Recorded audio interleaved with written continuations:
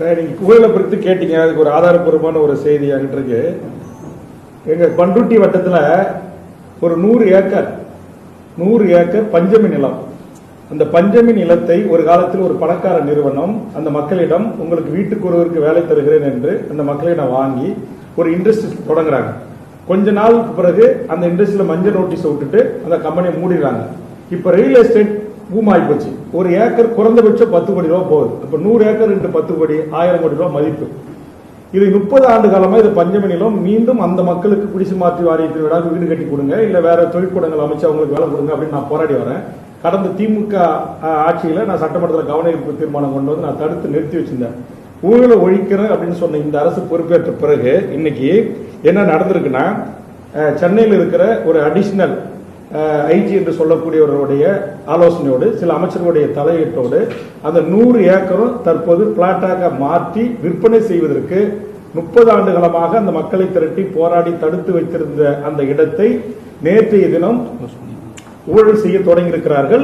அதுக்கு fixation rate fixation பண்ணி அதை பிளாட் போட்டு விற்கிறதுக்கான முயற்சியில இந்த புதிய அரசு அந்த தனியார் பிரைவேட் முதலாளிக்கு ஆதரவாக நடந்து கொண்டிருக்கிறது. இப்ப அதுக்கான கவன ஈர்ப்பு ஒத்திவைப்பு தீர்மானம் அந்த கடிதம் எல்லாமே இருக்கு. நீங்க பாருங்க, அதுல இந்த நிலம் இதுவரை இந்த மாதிரி தாழ்த்தப்பட்ட மக்கள் தான் 1926 டேட்டாஸ் நான் எடுத்திருக்கேன். இது என் கையில இருக்கு. நீங்க பத்திரிகைக்காரங்க ஜூம் பண்ணிடணும்னா போடுங்க. இது அப்ப இருந்த அந்த தாசில்தார் கொடுத்திருக்கிறார், பண்ருட்டி தாசில்தார் என்கிட்ட இருக்கு. இது பஞ்சமி நிலம் தான் அப்படின்றத, இதை விற்கவோ வாங்கவோ கூடாது அப்படின்னு அவர் கொடுத்திருக்கிறார். ஓகே. ஆனா இன்னைக்கு இது ரியல் எஸ்டேட் வணிகமாக மாற்றப்பட்டா அப்ப இது அந்த பத்திரப்பதிவு துறையில ஊழல் நடந்ததா இல்லையா?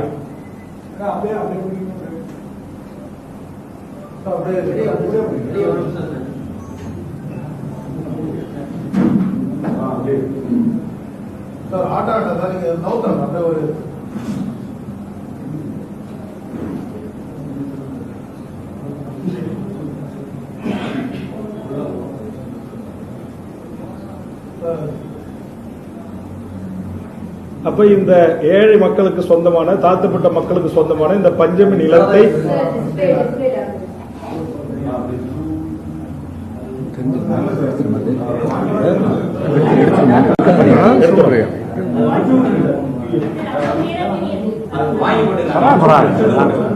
யாருக்கா ஒருத்தருக்கு அனுப்புறேன், நீங்க ஷேர் பண்ணுங்க.